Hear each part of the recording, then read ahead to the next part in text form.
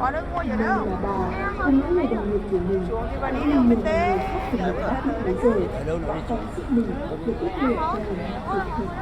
Cô đi về phòng bảo vệ cho khỏe. Cô chăm đi về khỏi nhanh chắc. Ai gọi điện cho em ấy.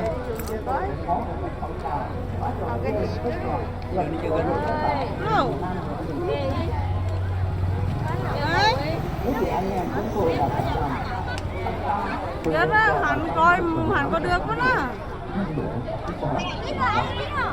Coi hắn có máy không máy không coi. Đừng ăn cô cháu. Tất cả vì tìm kiếm khắp tìm kiếm một Đúng phải rèm mà tìm được hắn. trong hơn 2 năm của chiến tranh nước Đâu? miền Bắc trong phong trào thi đua đã luôn luôn thực hiện sẵn sàng